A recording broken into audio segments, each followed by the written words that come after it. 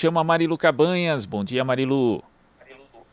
Oi, Glauco, bom dia. Bom dia a todos que acompanham aqui o Jornal Brasil Atual. A gente vai falar neste momento, direto de Berlim, com Flávio Aguiar, jornalista, escritor, professor aposentado da USP, analista internacional. Olá, Flávio, bom dia, Guten Morgen. Guten Morgen, Marilu. Aqui, dessa vez, ainda é Guten Morgen. Aqui são 11h15, mais ou menos, né, da manhã. Guten Morgen para você, Guten Morgen para os espectadores e ouvintes também, né? Bom dia, e estamos aqui, prontos para tudo. O que você manda? Vamos lá, vamos mandar primeiro aqui um artigo seu mesmo, né, que você publicou aqui recentemente, um podcast também, né, onde você destaca aqui um dos grandes desafios da União Europeia, a crise na fronteira entre a Ucrânia e a Rússia, que envolve a OTAN e os Estados Unidos, e que apresenta risco de um desdobramento militar que seria de grandes proporções. Me chamou bastante atenção esse seu texto, esse seu artigo, e desafio, Flávio, é a oportunidade para a União Europeia voltar a ter aí o protagonismo geopolítico, como você bem coloca no artigo? Olha, é necessário sublinhar que, durante a administração do Donald Trump, a União Europeia foi muito marginalizada pelos Estados Unidos. E essa situação perdurou agora durante a administração do Biden, sobretudo graças àquele acordo que os Estados Unidos fizeram com a Austrália e o Reino Unido para a produção de submarinos nucleares para a Austrália, atravessando e derrubando um acordo que a Austrália tinha com a França, né, para a produção de submarinos mais convencionais, deve-se dizer, mas aí tem uma questão militar no meio que eu não vou poder me deter aqui, porque é bastante complicada. Submarinos nucleares são bons para umas coisas e a diesel, que os mais convencionais, são bons para outras, são melhores para outras coisas, enfim. Mas o fato é que houve esse atravessamento que causou um mal-estar enorme aqui da França e da União Europeia com o Reino Unido, que saiu da União Europeia há alguns anos, e com os Estados Unidos também. O que está acontecendo é que há uma situação de assim, intensificação da possibilidade de um confronto militar na Ucrânia. É bom lembrar que em 2014 houve uma revolta na Ucrânia, muitos descrevem como uma revolução da dignidade, é um nome meio pomposo, para um movimento liderado sobretudo por forças de extrema-direita, fascistas, inclusive algumas dessas organizações, que derrubaram o governo de Viktor Yanukovych, que era favorável a Moscou, né? Era mais próximo de Moscou. E os governos que se sucederam, eles são mais próximos da OTAN. E esse é um problema para a Rússia. Veja só, a fronteira da Ucrânia fica, eu tomei nota aqui, a exatos 490 quilômetros de Moscou. É uma distância, para você ter uma ideia, um pouco maior do que a distância de São Paulo e Rio de Janeiro, que é de 444 quilômetros pela Via Dutra, né? São Paulo e Belo Horizonte, por exemplo, é 590 quilômetros, ou seja, é uma proximidade muito grande. E a Rússia não admite que a Ucrânia entre para a OTAN. Esse convite está feito e o temor da Rússia é que a OTAN entrando de fato na Ucrânia, né, com forças militares, eles possam instalar mísseis de médio alcance que poderiam alcançar inclusive Moscou. E isso a Rússia não admite. Aí cria-se esse conflito, porque quando houve esse movimento pró-OTAN na Ucrânia, a Rússia enviou tropas e reanexou a Crimeia, a península da Crimeia, que é uma península estratégica na região, porque ela domina a passagem do Mar Negro para o Mar de Azov, que faz já parte da fronteira com a Rússia, né? A Rússia tem portos ali. E essa é uma coisa importantíssima, porque os portos russos nesta região são os únicos portos que podem ser utilizados o ano inteiro, que a Rússia tem. Então, a importância estratégica é enorme, porque os outros portos que a Rússia tem, na esmagadora maioria, ficam bloqueados durante o inverno, por causa do gelo que se forma, né? Em outras regiões, tanto na região do Ártico quanto na região já do Pacífico, perto do Japão. Então, a Rússia considera isso uma coisa estratégica. Dentro da Ucrânia, há um movimento separatista na região chamada de Donbass, que é uma região rica em carvão e metalurgia. É uma região, inclusive, que tem movimentos de trabalhadores muito fortes e que ali é um movimento separatista e há uma fricção constante com tropas da Ucrânia que estão presentes na região também, sendo que a Ucrânia não admite essa reanexação. Foi uma reanexação da Península da Crimeia, porque era russa.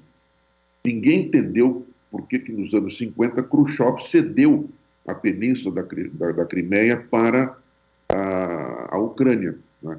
E agora Putin simplesmente reanexou, sendo que a maioria da população que vive na Península é de origem russa, e inclusive fala russo, né? Há uma questão linguística envolvida no meio também.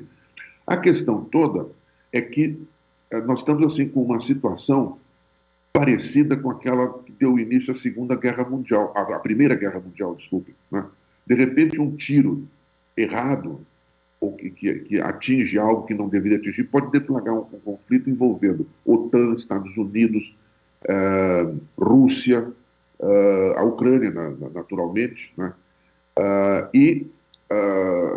A situação é gravíssima, porque existe a possibilidade, inclusive, que isso desande um conflito nuclear, né? Porque a OTAN tem armas nucleares, a Rússia tem armas nucleares, enfim, os Estados Unidos estão pressionando a Rússia para que não invada a Ucrânia. Eles alegam que essa concentração de tropas apresenta o risco de uma invasão militar da Ucrânia para favorecer, inclusive, esses separatistas, né, lá. E, por outro lado, a Rússia diz que não tem uma intenção ofensiva, que a concentração de tropas é defensiva e que, ao contrário, é o governo da Ucrânia que está cada vez mais agressivo em relação às populações de origem russa na Ucrânia e também em relação à própria fronteira. Quer dizer, é uma situação realmente explosiva. O que aconteceu agora? O novo chanceler alemão, Olaf Scholz, se reuniu com o presidente francês, Emmanuel Macron, e ambos estão tentando recriar uma mediação que já houve, liderada pela Alemanha e pela França, que são os dois pilares da União, centrais da União Europeia, depois da saída do Reino Unido, né? E promovendo uma solução diplomática para a crise, reunindo o governo da Ucrânia e o governo russo também. Há dificuldades neste caminho. A OTAN tem uma grande autonomia, depois desses acontecimentos do governo Trump, né? A OTAN vem tendo uma grande autonomia em relação aos países da União Europeia. Parece, assim, realmente um poder completamente à parte aqui, né, liderado pelos Estados Unidos. Putin, por sua vez, não vê a União Europeia, nunca viu com grande simpatia. Ele realmente não gosta da União Europeia e sempre age de maneira a tentar diminuir a sua influência, né? Porque ele teme, inclusive, a possibilidade de que haja uma tensão, inclusive econômica, né, por parte de países da União Europeia em relação à Rússia, motivados, sobretudo, por esses países que antigamente pertenciam ao Pacto de Varsóvia, né, de influência soviética, tudo depois do fim da União Soviética, né. Existe uma questão econômica complicada. A Rússia está concluindo o chamado Nord Stream 2, que é um gasoduto que duplicaria a capacidade de fornecimento direta de gás da Rússia para a Alemanha, via os mares do norte, lá, né, perto da Finlândia, etc. E isso diz ou alega a Ucrânia poderia comprometer a renda que ela obtém, porque parte do gás russo, que é fornecido para a Europa, e que é uma grande quantidade, né, passa pelo território da Ucrânia, através de gasodutos. E isso, naturalmente, rende dividendos para a Ucrânia. Eles temem que, se essa ligação se completar, duplicando a capacidade de transmissão direta Rússia-Alemanha sem passar pela Ucrânia, né, isso poderia afetar economicamente mais ainda a Ucrânia, diminuindo a sua renda internacional, né. E, naturalmente, Isso coloca também um desafio para o governo alemão, porque o governo alemão atualmente é formado por 3 partidos, né? O líder, que é o Partido Social Democrata, do chanceler Olaf Scholz, o Partido Verde, que detém o Ministério de Relações Exteriores, através da ministra Annalena Baerbock, e o partido do FDP, o Freie Demokratische Partei, que é descrito como Partido Liberal Democrático em português, né? E que é um partido de centro-direita, liberal, né? E que detém o poderoso Ministério das Finanças, que é o mais poderoso ministério aqui do governo alemão. O Partido Verde, através de Baerbock, se manifestou contra a conclusão desse Nord Stream 2. Olaf Scholz não quer nenhum conflito em matéria de gás com a Rússia, porque isso, eu até brinco, isso tornaria as noites de inverno aqui na Alemanha mais longas, mais frias, né? Encareceria o preço do gás aqui, sendo que a Alemanha necessita substituir mais ou menos rapidamente, pelos compromissos assumidos, a qualquer vestígio de fornecimento de energia através de plantas nucleares, eles se comprometeram, né? E, portanto, o fornecimento do gás russo é vital para a economia alemã. Ou seja, é um imbróglio complicado, realmente. Como dizia o meu amigo José Peralta, colega de USP, também já se aposentou na USP, essa questão da Ucrânia e da Rússia é uma faca de muitos gumes, né? E um dos problemas que nós vemos é que a mídia ocidental fala muito sempre do ponto de vista dos Estados Unidos e da Ucrânia, vendo sempre a Rússia como uma ameaça. Eu não tenho, confesso aqui, vou fazer até um comentário pessoal, eu não tenho a menor simpatia por Vladimir Putin. Agora, ele é um que se chama um global player. Não se pode simplesmente marginalizar a Rússia se quer um entendimento, até por outras razões. Se quer um entendimento sobre a questão climática, não dá para marginalizar a Rússia, não dá para marginalizar a China. E a política agressiva dos Estados Unidos em relação à China, em relação à Rússia, através da OTAN, no caso da Rússia, é bastante complicada nessa questão. Portanto, estamos numa situação potencialmente explosiva. E o esforço atualmente da Alemanha e da França é no sentido de diminuir as chances de que esse conflito passe para a área, mais do que já vem passando, né, para a área militar.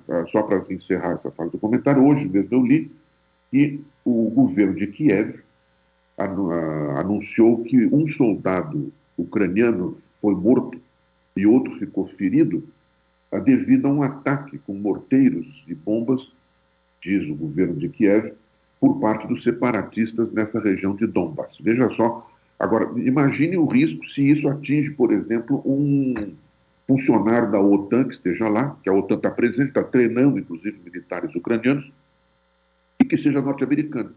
Pronto. Está armada uma situação que vai exigir telefonemas vermelhos, de um lado, de outro, etc. Lembrando aquela crise em 61, aqui em Berlim, né, com quase o começo da Terceira Guerra Mundial, que só foi desativado esse risco graças a um telefonema direto de Khrushchev com Kennedy, né, que se comunicaram diretamente e conseguiram dar ordens para os militares de um lado e de outro, aqui de Berlim, soviético e norte-americano, que abandonasse qualquer perspectiva de iniciar um conflito armado. A situação ucraniana é muito perigosa. Esperemos que essa iniciativa da Alemanha e da França, envolvendo a Rússia e a Ucrânia, dê certo no sentido de desarmar, pelo menos, a possibilidade de um confronto militar.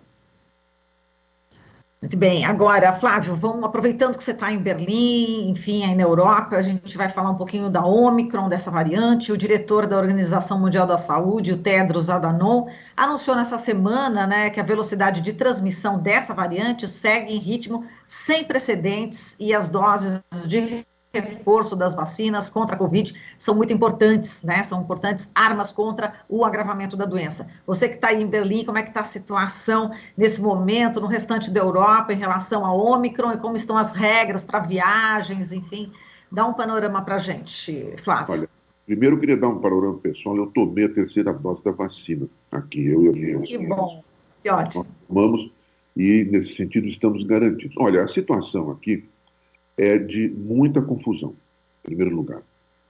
É um desafio muito grande e, decididamente, a União Europeia, como tal, vem mostrando uma falta de coordenação. Cada um age por conta própria, não é? Agora, no momento, todos os países envolvidos estão endurecendo as regras, não é? Suspendendo viagens, exigindo o passaporte sanitário, aumentando as regras de controle, aumentando as regras de distanciamento físico, perdão, intensificando o controle em lojas, restaurantes, cinemas, etc., tornando difícil a vida dos chamados negacionistas, que não querem se vacinar. Aqui na Alemanha, em particular, e aliás na Europa de um modo geral, vivemos uma situação paradoxal. Paradoxal porque o número de casos novos, não que é muito alto, mas que vem pouco a pouco diminuindo, devido a essas medidas sanitárias mais rigorosas que estão sendo postas em prática, não é?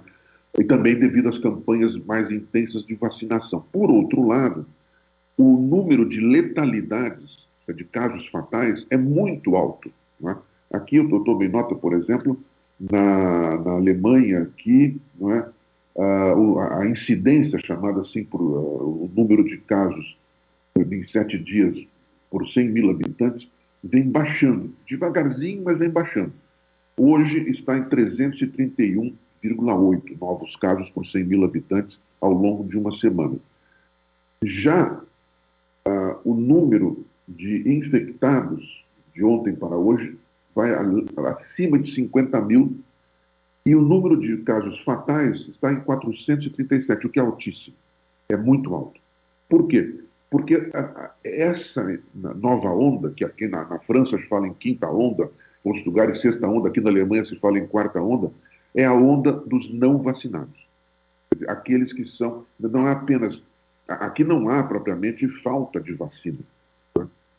O que há são grupos, pessoas, tendências de pessoas que resistem à vacinação. E que resistem, assim, com argumentos pesados. Veja só, na Holanda agora surgiu um caso em que um político lançou mão de um argumento que eu já tinha ouvido falar, comparando os não vacinados aos judeus no período do nazismo, perseguidos, marginalizados, e, por outro lado, os governos que impõem vacina aos nazistas. Isso provocou uma onda de repulsa enorme. 4 cidadãos holandeses sobreviventes da Segunda Guerra Mundial moveram uma ação e a justiça holandesa proibiu os políticos holandeses que faziam isso de mencionar o Holocausto ou perseguição aos judeus, fazendo essa comparação descabida realmente entre uma situação e outra. Porém, o que estão fazendo agora estão os negacionistas? Eu acabei de ler um manifesto lançado na Espanha, assinado por centenas de professores, acadêmicos, artistas de diferentes origens, né, contra os processos de vacinação. Então não se fala mais em Holocausto, se fala no Apartheid, na África do Sul. Não sei qual vai ser a reação agora diante desse tipo de argumento. Né? Porém, há uma tendência, inclusive o chanceler alemão aqui deu uma declaração fortíssima na semana passada, há uma tendência a endurecer a vida dos não vacinados. Assim, isto porque em vários países, na Holanda, na Bélgica, aqui na Alemanha também, esses países estão enfrentando situações novamente de colapso no sistema de saúde. Aqui na Alemanha, a distribuição dos casos é muito desigual. Ela é maior no leste do país, perto da fronteira com a República Tcheca, perto da fronteira com a Polônia, e menor, embora altíssima também, no lado oeste do país, perto da fronteira com a França, com a Holanda e com a Bélgica, sendo que Holanda e Bélgica também têm taxas altíssimas de incidência, e França, idem. Está passando também por essa situação de aprêmio, né? E em várias comunidades, várias municipalidades aqui da Alemanha, o sistema de saúde, o sistema hospitalar está em colapso, né? Inclusive, mais ao sul da Alemanha, já houve casos de transferência de pacientes para a Itália, que está numa situação um pouco mais favorável agora, depois de toda aquela dificuldade que eles enfrentaram no ano passado, durante a primeira onda da Covid-19, né? Então, a situação é assim de desequilíbrio, sabe? E de confusão, quer dizer, as pessoas ficam confusas diante da ausência de uma ação mais coordenada, seja por parte da União Europeia, seja aqui na Alemanha. Nós tivemos a dificuldade também de que nesse período houve uma transição de governo, né, da chanceler Angela Merkel para o novo chanceler, que fazia parte do governo anterior, mas é do SPD, o Partido Social Democrata, o Olaf Scholz, né? E durante essa transição houve uma espécie de acefalia, quer dizer, ninguém sabia quem mandava onde, em que, estava todo mundo esperando, né? O Olaf Scholz agora assumiu e, pelo menos em relação à pandemia, ele está prometendo tomar uma atitude mais drástica. Ele, inclusive, nomeou o grande especialista do SPD, Karl Lauterbach, que é considerado um linha dura em matéria de vacinação. E ele anunciou que vai tomar medidas rigorosas sem forçar coisa. Chegaram a perguntar para ele se as pessoas não vacinadas iriam ser presas. Olha só, aí também é esse absurdo, né?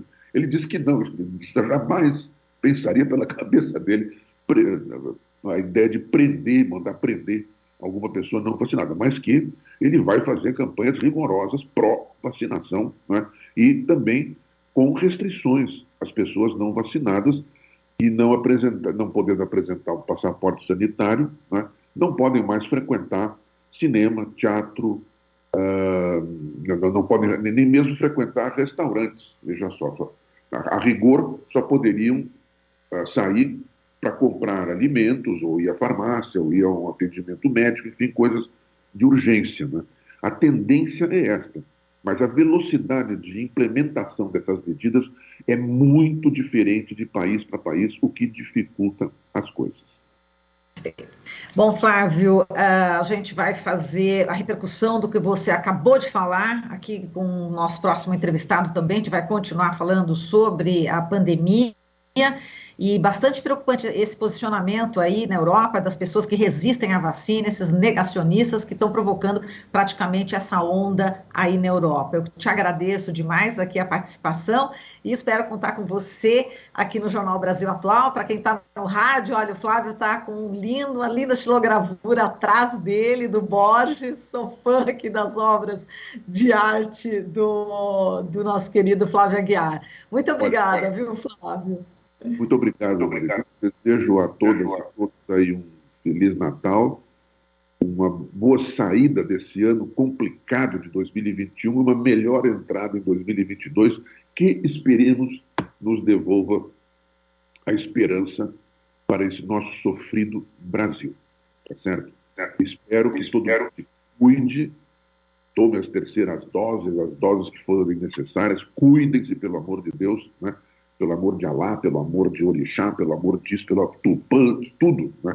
Até mesmo por amor dos ateus também, cuidem-se todos, é a recomendação que se pode dar, que está se tentando implementar também aqui na Europa. Só um último dado para te dar uma ideia, só aqui na Alemanha, os negacionistas são 20% da população, ou seja, é uma coisa assim, levando em conta que a população adulta, é uma coisa que beira os 20 milhões de pessoas. É uma coisa do tamanho da Grande São Paulo. Veja só. Não, alarmante. Alarmante esse dado que você acabou de passar, viu, Flávio? Bom, muito obrigada, um Feliz Natal para você também, e a gente volta a se falar com, quem sabe, um 2022 melhor, que temos novas eleições, né? Quem sabe um outro panorama se avizinha. Tomara. Um beijo para você, Flávio, até mais. Um beijo para ti também, até outra oportunidade. Até mais. Falamos aqui com o Flávio Aguiar, ele que é jornalista e escritor, professor aposentado da Universidade de São Paulo, analista internacional. Você está ouvindo Jornal Brasil Atual. As notícias que os outros não dão.